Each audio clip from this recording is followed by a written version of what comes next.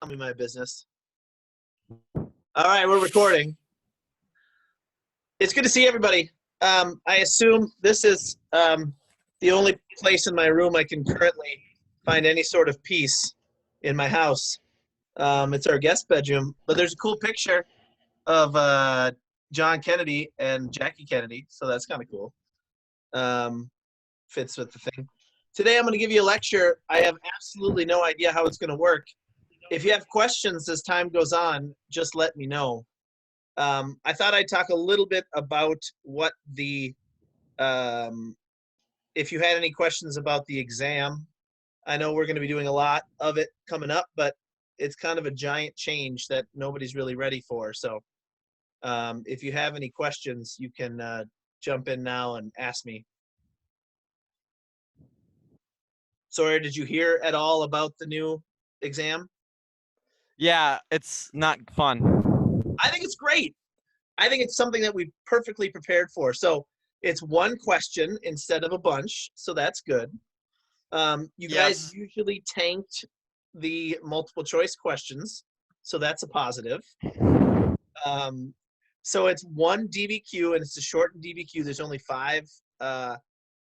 five documents, and it's open book and open note. So that's pretty exciting as well, I think. So can you help me during it if it's open Digny, note? you look shocked. You didn't know it was open note and open book? You're muted, but I read the post, but I didn't believe you. no, it's true. Hey, Gani, that was you, yeah. Yeah, it's all open note and open book. So what I'm gonna finish up World War II over the next week, and then after that, we are going to start preparing you for the test. Now, my thought that we could do some review sheet that you can use on your test, and Mr. McLeod and I were talking, and we're probably going to arrange that thematically. So, like, have a whole bunch of stuff on like slavery, and then a whole bunch of stuff on like different themes that might come up in history. So you can bring up all of those things and just have them at the ready for yourself. So I think it's something we could do really well on, but you're going to practice for a few DBQs as time goes on. How long is this gonna take? Just wondering. That's fine. I have pizza. I have something in the oven that I need to get out eventually. Did you mean? Oh, you meant this? I thought you meant the test. The test is 45 minutes long, with 5 minutes to turn it in digitally. But this, I have no idea how long it'll take. I'm guessing less than a half an hour. Oh, okay, perfect. I'm supposed to make you do 25 minutes. So if we go longer than 25 minutes, then that's great. Thanks for everybody for being here, by the way. It's pretty cool to get everyone and see most of you online. It's neat. What's up, buddy? I already watched 8 episodes on the Smithsonian channel about World War II. Excellent. Do you want to prepare some lessons for us then? Yeah, I can. I'll prepare some lessons. That'll help. All right, I'm going to go through this. You should take notes today if you would like to. I would take some on the bigger things you don't know. So I'm going to cover some of the the alphabet soup stuff that you watched from other people's presentations. You might not have seen them all, so I'm just going to make sure we hit some of the big ones.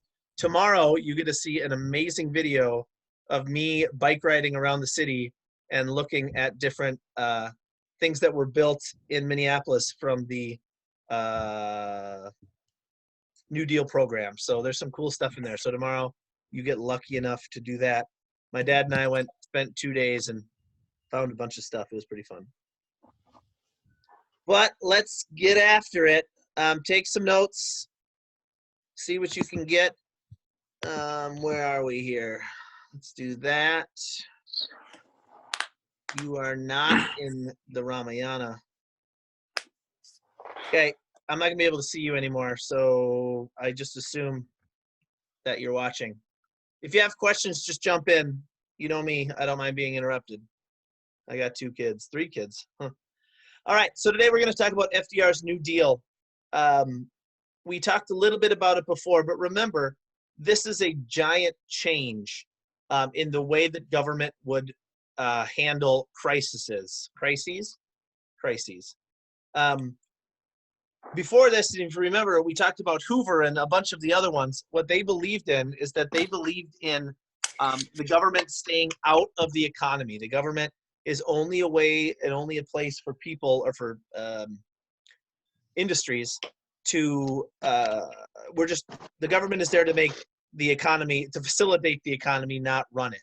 But after the Great Depression and all of those people unemployed, there was this movement of a new style of economics called Keynesian economics that is going to be different from the laissez-faire that we've seen. So here's the new style of leadership that you will see. So the Depression caused this national emergency, and now this is even before World War II. There was this Great Depression you read about in the Grapes of Wrath. People lost their jobs, they lost their houses, they were moving around the country for work, all sorts of terrible things. But FDR's idea was that it's the president's job to fix it. I mean, he took responsibility for setting up new programs and new things to get people back to work, but also to get people out of the Great Depression. So what he did is he gathered together a few things, but he got together this brain trust, and that's what he called it. So he used talented leaders from all over the country to try to think of new strategies and programs. So these were Republicans and Democrats, people from states, but he wanted to get the best and the brightest people together to try to think of answers. What he did most effectively and more effectively than any other president up until that point is that he used the new invention of the radio to explain his policies to people. We're going to see an example of it in a moment, but he would go into people's houses, well, not literally, but his voice would travel into people's houses. He would explain things that are going wrong, and he would explain how the government is going to fix it. So he becomes incredibly popular with the common person, and he gives like a, he's the voice of a nation. He's the one that is going to show everyone that we're going to be okay. We are going to work out, and this crisis that we're in is going to solve itself eventually. Wouldn't that be nice, huh? Eleanor Roosevelt was also a fascinating person. There's a lot of stories about FDR and Eleanor, whether they really loved each other. There's a lot of rumors that Eleanor was a lesbian, but she was not allowed to come out. But what we do know for sure is that she was a very powerful woman. And this will be all the way through World War II, and FDR will use her, and she will gain power from speaking to the government, speaking to the people, and actually influencing government policies. She's a pretty fascinating woman. If you want to read about any modern women in history, Eleanor Roosevelt would be a good one to start with.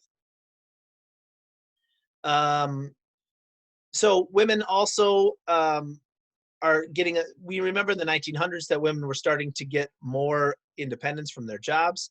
However, with the tightening of the economy, women and minorities were often the first ones fired.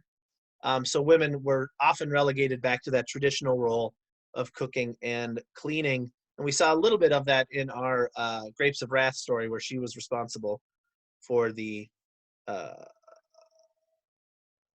cooking of the family. Any questions on that so far? Good. No. So there's FDR. He had polio as a young man and his legs didn't work right. So you often see him sitting rather than standing. Here are the fireside chats. People would all gather around the radio, listen to entertainment, but also listen to the president. Very idyllic time. There's Eleanor Roosevelt. Not the most, well, yeah, she's fine. So here's three of the big ones. I'm sure you all have read about them, but I want to go over a few things about, if you had not seen it, here's a few things about some New Deal plans. Now, these New Deal plans were government programs that were statewide and federal-wide, and what they would do is they were attempting to try to fix parts of the economy that needed to be fixed. So for some, it was bringing electricity to the South. For others, it was building big public works. For others, it was making sure that the economy was strong and fixing some of those things. So it's a fascinating time when the government really went from not doing anything in people's lives to employing a good portion of the nation. A lot of the social safety nets that we still have today come out from this New Deal. So some fascinating things. Tomorrow, you're going to hear me talk a lot about the WPA, which is the Work Progress Administration. They, along with the CCC, the Civilian Conservation Corps, are going to build an incredible amount of things, not only just utilitarian structures, but really some beautiful stuff. Tomorrow, you'll see the Minneapolis Post Office, and it's gorgeous. And you'll see that. But not only that, a lot of you talked about and read about artists and musicians that were also educated at the time. The SEC and the FDIC were both there to try to regulate some of the speculation and some of the money loss in the economy. The SEC has had a period of where it gets very strong and then it gets very weak. Right now, the SEC doesn't have a whole lot of teeth. After the big financial crisis in the early 2000s, people thought that the Security and Exchange Commission was going to start regulating banks more closely, but that didn't happen. So there we are. Oops. That's still there. You can see that. The TVA builds a lot of dams along the Tennessee River, and a lot of the dams that we know now are built up then. People are currently trying to rip a lot of them down because they're pretty damaging to the environment. But then lastly, this is a big one, the FDIC, and I've talked about this in class before, back when we actually had class. FDIC was there to make sure that people, if they had up to $100,000 in their account, that money would be safe federally. So if your bank went under, and if there was a run on the bank, you would still have that money. It wouldn't just be gone up in smoke. So that's kind of nice. Now I think they just recently updated it to $250,000. That's guaranteed money. Take a look at this. Wow.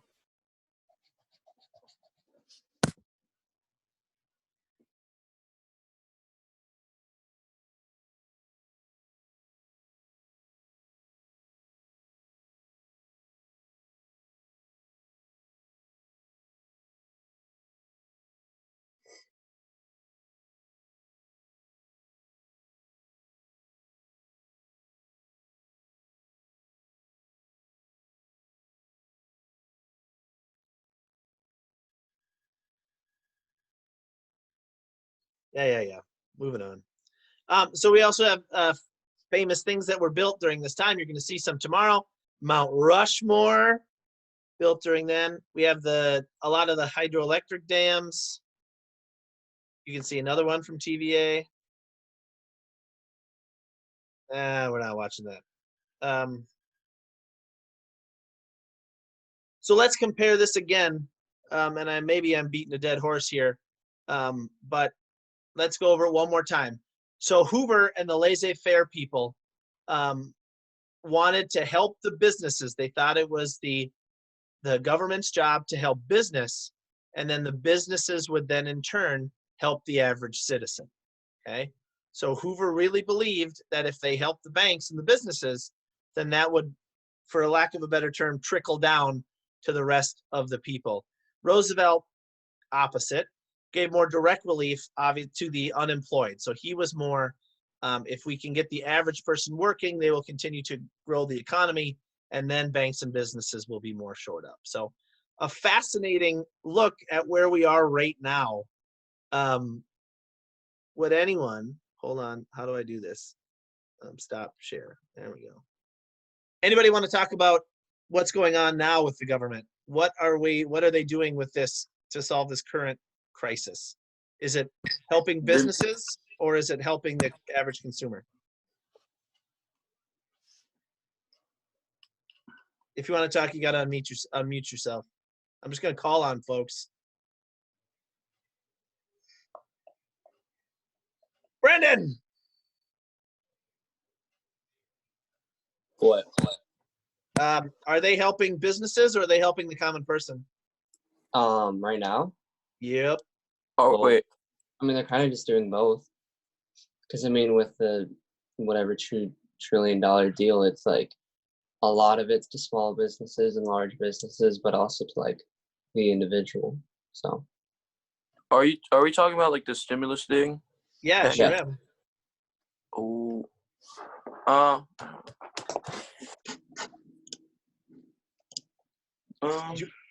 Did you want to say more? No, I'm kind of thinking right now. Okay, that's fine. Anybody else have any comments about what's going on today and the government's response to it? Bunch of opinionated smart kids. Well, there's the relief packages for certain income families. So Well, who that's would the who would be in stimulus favor of that? Roosevelt. Very good. Yep. Okay, great. This is so much better than being in school, isn't it? Oh my gosh. All right. I'm gonna go back to talking. You guys keep sitting there and listening. God, I wish I knew how to work this. Here we go. All right. There we are. All right, here we go. Good. Yeah. So they're going to end up spending through this series of programs $1 trillion. So we've, as Brendan said, we've given $1 trillion to industries, and I found this, and I want you to take a look at what $1 trillion looks like.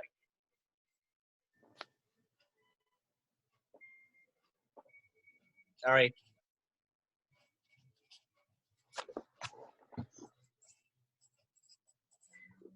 why is he so short?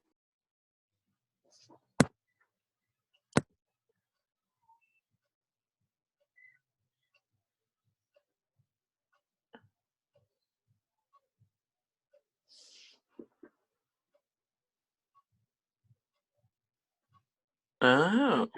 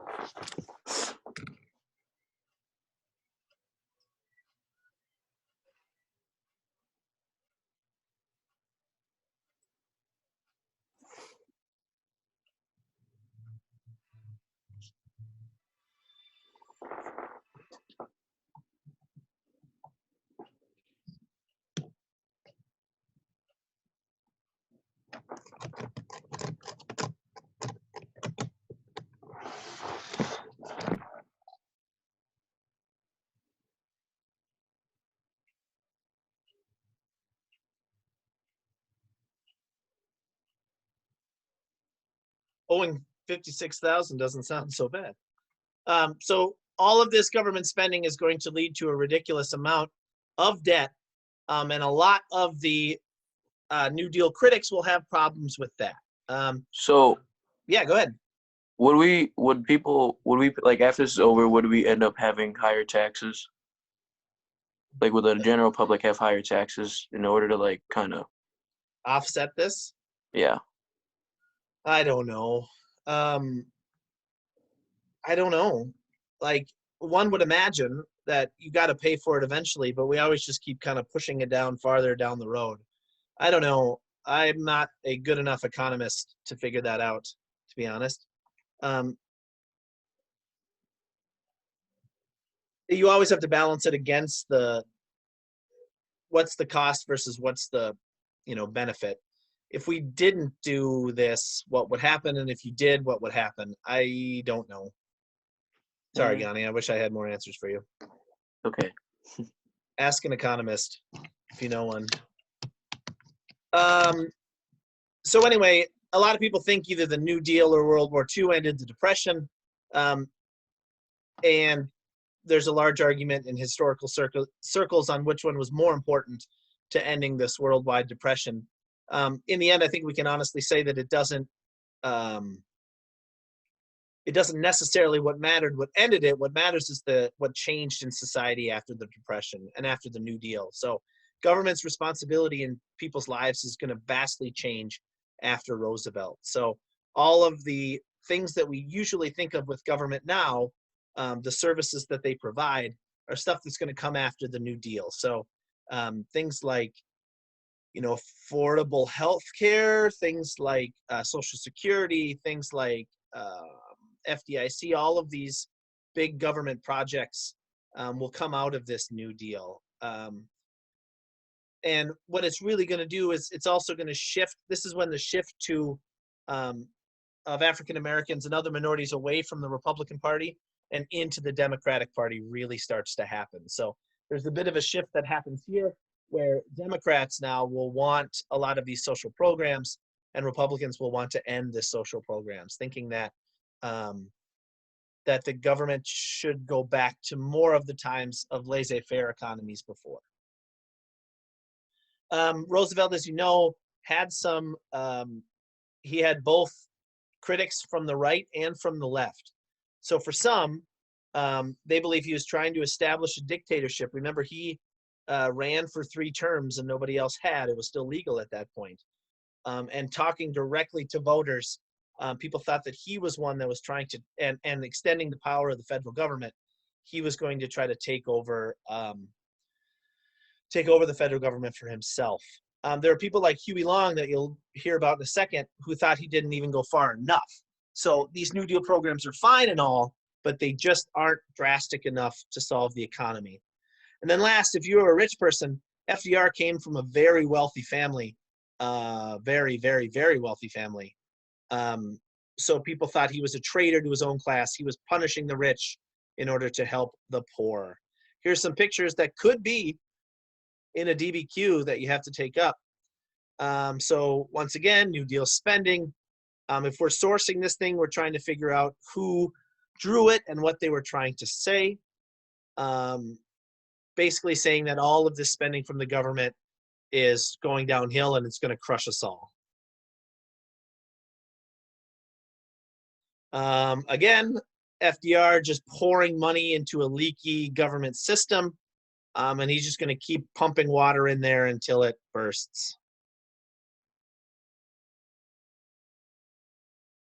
Let's hear a little bit about critics of FDR.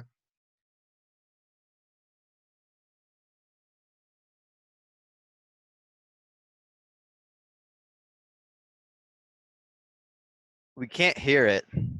Oh, thanks. Nope. Okay, I know how to fix that, totally. Could you hear the last ones? No. No. I think everybody was just kind of scared to say it. I thought Why I didn't was the you only tell one. me? I'll post links for these if you want to go back and watch them. I'll post links for them. Hold on, is there a way that I can share my audio? Hold on. We should just If you skip go this. to next to the mute button on the right, there's an up arrow, and there should be options of where you can have the audio coming from. You are the greatest human being. Okay. I got you. Forget it. I'll figure it out later. I'll just post them. I don't know. We'll come back to Huey Long. Huey Long is one of the most fascinating people in U.S. history, I think. He was assassinated for his beliefs.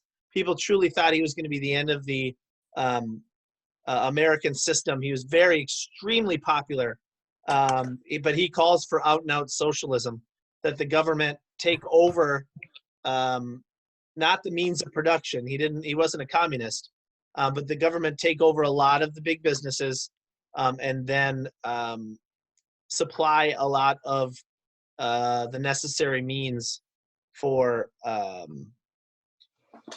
people. So I might have some writings of Huey Long assigned to you just so you can see a little bit about him. Fascinating, fascinating human being. Dead though. So even though it was very popular at the time, there were still others who didn't agree with what the FDR was doing. So a lot of these things were done under executive order or passed quickly. So the Supreme Court ends up reading a few of these things about the New Deal acts, and they don't work. Then lastly, FDR tries to pack the court in order to make sure that his all of the legislation that he is doing is working. So he tries to add 6 more justices to the Supreme Court than should be. So here's another one. He's trying to pack those people onto the court to make sure that they still work. Unnecessary red circle. And then what comes out of the New Deal is that this idea of the safety net, that the U.S. government is going to have a safety net for all of its citizens. If you are old and can't work anymore, you will still get payments under the Social Security Act. If you invest money into the economy, you'll still be okay. If you're sick, you'll still get help. What's happening is that, as you can see here, the idea that people are going to use this safety net as the only means of support for themselves, and it's not going to work. The more baby boomers and the more aging Americans that we have here, the less the government is going to be able to do for them. For the longest time, we've heard that Social Security might not last throughout the rest of our lifetimes, that there will be just too many people on Social Security and not enough money going into it. Whether that is true or not, or whether it's a scare tactic, is something I will leave to you and your own political beliefs. So that's the end of my lecture today. I'll post the links for those. Where am I? Oh yeah, stop share. I'll post the links for my videos that I couldn't play. So you are here. You don't have to send me anything. I will make sure that I get all of your names here. But that is all. Tomorrow there'll be a video that you'll watch. Whoa! There'll be a video that you watch that will you'll watch it and then just fill out a short thing. It shouldn't even take you 25 minutes, I don't think. And then Wednesday there'll be a reading or something, and we'll figure it out. By Friday, we're going to do a first paragraph Friday again to try to get you ready for that A-push test that's coming up. What's that, Audrey? We don't have school on Friday. Excuse me. Easter. Yeah, you're right. Then next week we'll start Wait, going again? with. We don't have school on Friday again? Yeah, it's Yeah. Good Friday. Oh, let's go. Wait, are we doing another lecture this week, or is this the only one? Let's check what my classroom says. I posted it last week what I thought we would do. Let me look. Wednesday, yeah, I might do another lecture on World War II. Do you want to do it here, or should I just record it myself and then send it out? I don't care. I like this. I I like this. this is fine. Okay. Well, if you can't make it, that's perfectly okay. I'll just record it and then I'll upload it if that ever works to our Google Classroom. At the same time. Yeah, is that all right? Yeah. Yeah, I like Yeah. the time. Okay, we'll do noon then. I figured that was late enough. If you slept in, at least you could run a comb through your hair and do it. Also, I finished teaching my kindergartner today, so we did all of our reading and math earlier. So it's been a hot nightmare in the Patrick household, to be honest. It's been just awful. but we're making through it. It's gonna happen. It's fine. It's fine. I'm really fine. I said Friday DBQ practice, but that won't work. How did you guys like the flip grid? Did you like that at all or no? Yeah, was that's fine. cool. Good. No. No. Why? I like the flip grid. It was I gotta figure out an activity for like battles of World War II because I'm just not that No, interested. flip grid is. What the fuck? Flip grid is in cool, World bro. War II. I just am not into it. So if anybody has any ideas for how we could cover World War II in like a day or two, I'd be happy to hear them. Yeah, all right. Okay, I'm done. Anybody else have anything to report? How's online school going? Thumbs up or thumbs down into your cameras? 2 thumbs down. Yeah. I wish I could be I with missed it. y'all, but such is life. I gotta all go right. take my cinnamon rolls out of the oven. Goodbye, guys. Bye, Sawyer. All right. It was good to see y'all. I'll see you again. Stay healthy out there and peace out and all that. Bye. So